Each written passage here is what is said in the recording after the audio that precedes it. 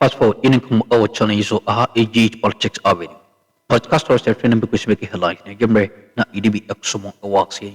And di ma braxi mo subscribe to the channel man. Is notification bell so share na afi from answer into me. And di ma young political heavy sin na onia ebo ebrama. Eye IGP. Waka clean ye plain. Say obema eye criminal cases are uncomfortable. Ama nipa bia wai wadwen se wode oman a wotimu wode boni na obedi ene sei mabunu bia o sisi wo muso a onua ayesen komko ye adwuma dende bo oman Ghana mo oban Ghana timi fa ntoma pefra kwan mo no mu ginigina ene se bia so se bia nya ado timamufo okosem fifiri abre no atweto sini so na agye eye na hunyade ene na japade trenye yi krampa na o masa je won kwakura ye efre mu sem na allegedly ya che eye amrobet bia omususu se ibra Sammy Gyemfi nase bema ni wo ni krampo sanko fon kranso eni mu bia onua me na okasei Alfred Okansi ajimre na oboye nchiremu emphasize ansem no at this point in time yembo enwura ensem no yemhwe ne yeko ene de ba chena so am se see AGH politics up.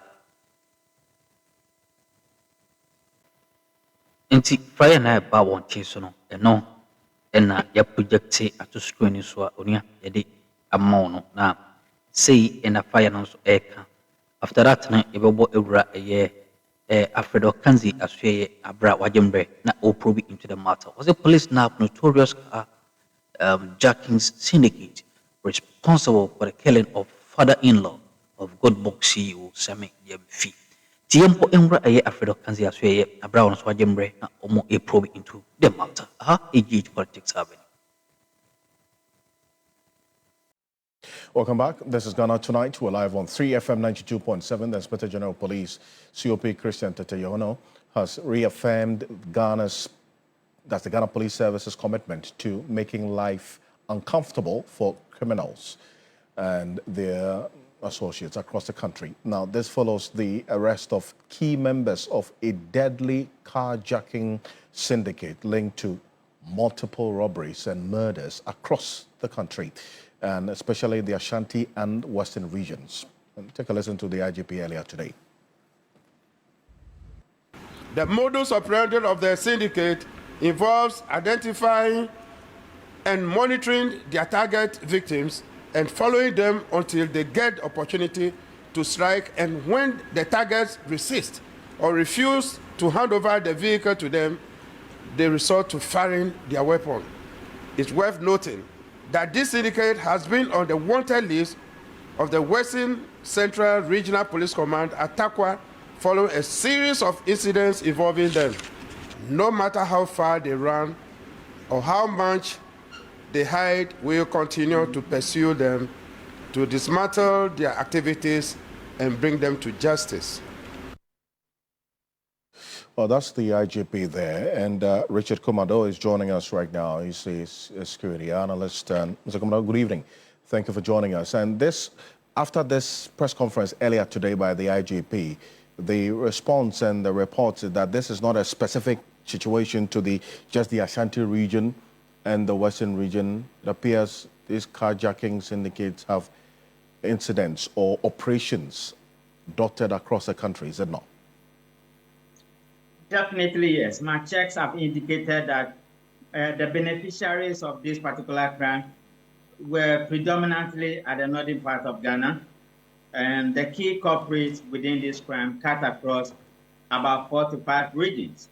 And what gave them the sources, from my checks again, had indicated that the IGP himself and the security intelligence agencies took key particular interest in this particular case.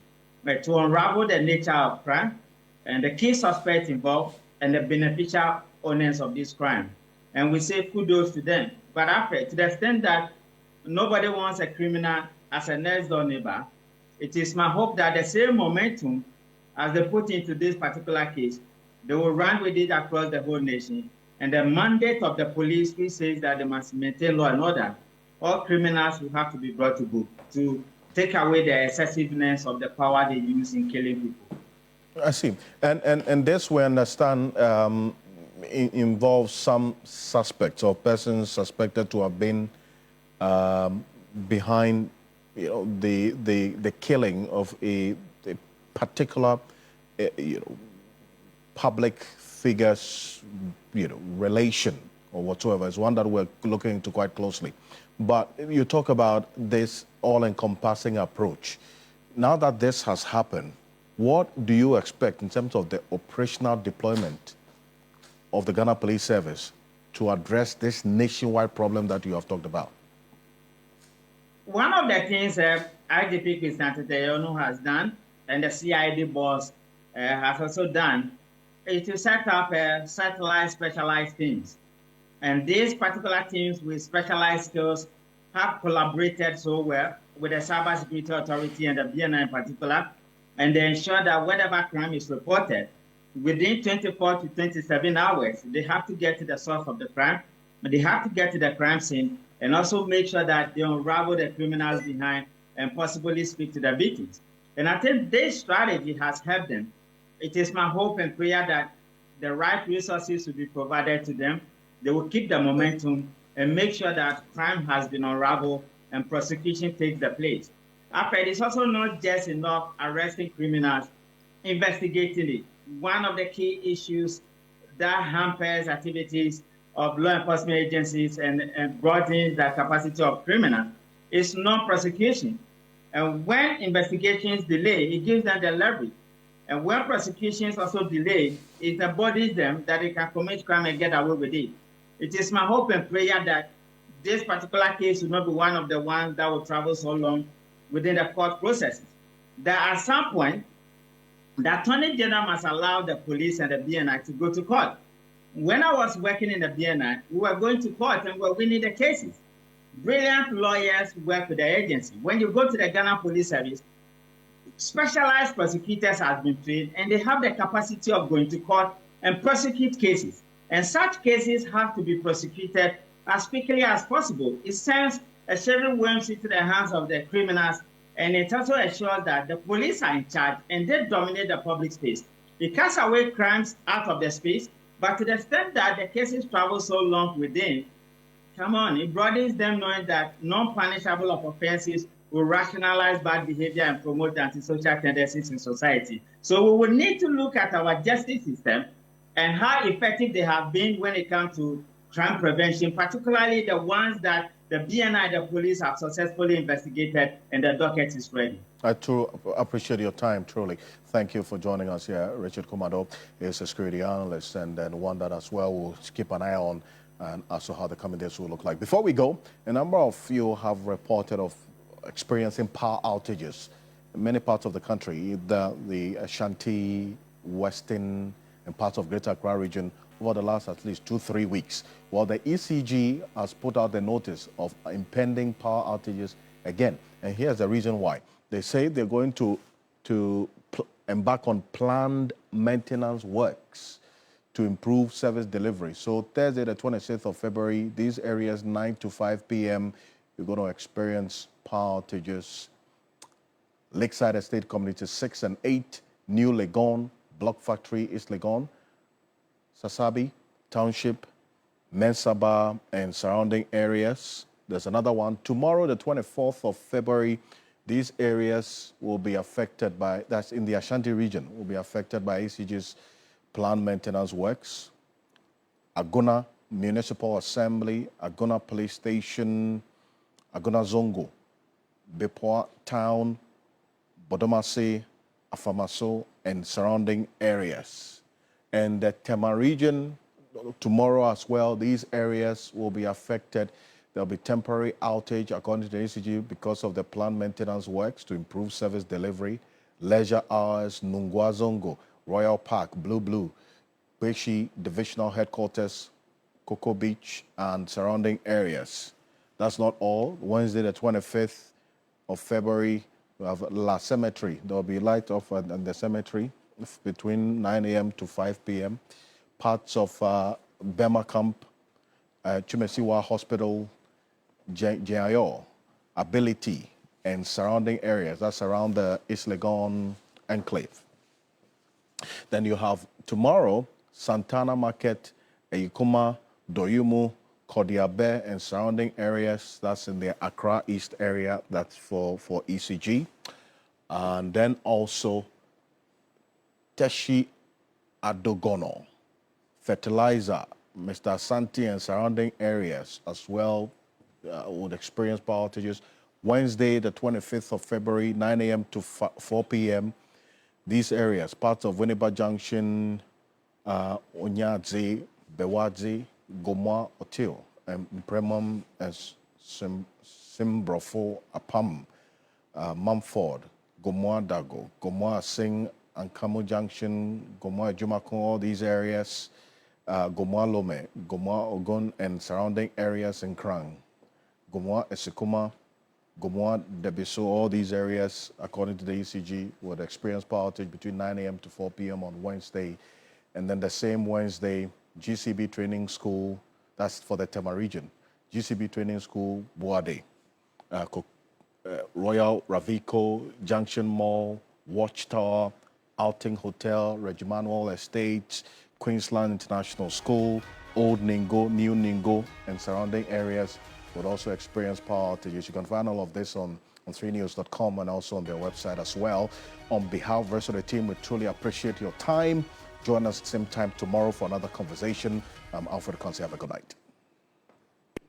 Ghana Tonight is brought to you by Flamingo Paint, superior durability, superior height. Bill will be brought by the Minister for Transport for the name of the airport to be changed from Kotoka International Airport to Accra International Airport.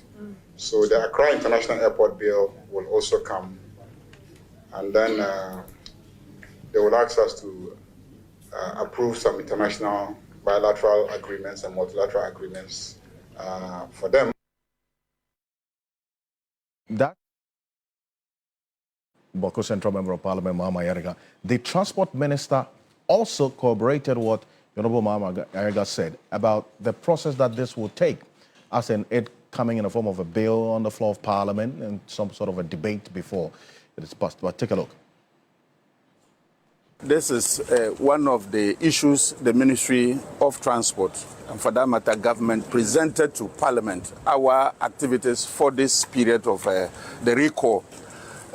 Parliament will be expected to pass a lot of bills, and as government agenda, we have a lot of bills from the Ministry of Transport, and one of them is the renaming of the Kotoka International Airport to its original name. We will remember that in the period of the Second World War, around 1946, the British Royal Air Force used that place as an Air Force base to carry people to war and other activities. After that period, somewhere in 56, that facility was handed over to the civilian rule. That was the time Sergeant Dr. Kwame Nkrumah was at the helm of affairs. He retooled, he revamped, and redeveloped the Air Force base into a civilian passenger airport. And as at that time, the name was Accra International Airport. And that name is of significance to us. We all here have accepted that Accra is our capital city, marketed, rich culture, and also locational identity that everybody in this world, especially in the West Africa sub-region, knows that where this struggle for independence had a lot to do from Accra.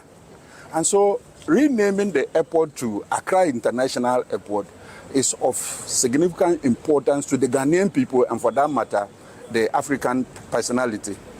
Now, the situation is like that we are not doing this with any political thinking. We are doing this to come from a very neutral point of view that Accra is our capital city. It is not anybody's name. If we want to name other monuments or any other national facilities to people, this is the time that we are looking at restructuring them. For the fact that we had a name and it was changed to honor somebody in his role in the 1966 coup, we feel that that history It's not what the Ghanaian will want to hear. Joseph Bukari Nikpe is the transport minister. A number of things will establish whether this came indeed in the form of a bill, and there was a debate about this on the floor of Parliament. We'll be finding out shortly, but this is the statement that came through not too long ago, that government has reverted to the original name of the Accra International Airport, the previous Kotoka International Airport. Here are the key takeaways. How would this impact on the current state of affairs? This will not affect airport operations. That's number one. The second one is that airport code remains ACC for, if you're traveling out of the country. What do you see on your ticket? So this code, the ACC remains. That's the second point to take note of. What are the next steps? I'm going to put on the screen right now. Systematic update of official documentation. That is what you would see with ICAO and all of those, that you would have the official documentation about anything related to our international airport here, would have the statutory instruments when necessary, airport signage, the signage will change, and then also would have issues related to the ministry hereby informing the general public that the government of Ghana has officially reverted the name of Kotoka International Airport to the original name, that's Accra International Airport, including matters of aviation, publications, communication materials. All of that will change going forward. But let's find out from our Chief Parliamentary Affairs Correspondent exactly what happened on the floor of Parliament.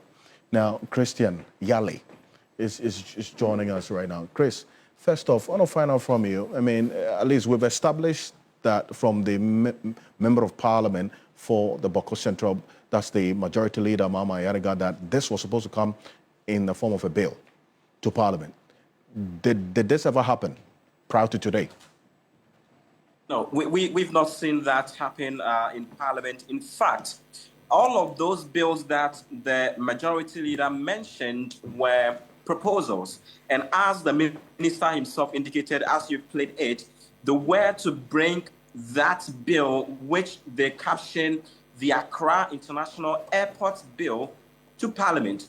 And now you would expect that it will go through the Committee on Roads and Transportation to be scrutinized. And then after that, it will be brought before the plenary to be read the first time, to be read the second time. That is where you would have the debate, a full-fledged debate ensue on the floor for MPs to air their concerns. And then it would enter the third reading, or the consideration stage, where you'd have all the various clauses of the bill looked at before it is passed, and then it will give credence to what government is seeking to do. None of this has happened. We've not seen anything of the nature. We've not even had the bill read for the first time for it to be referred to any committee. And so it raises a lot of questions about whether or not government is sidestepping a crucial step like this, or what really is causing this, because the statement which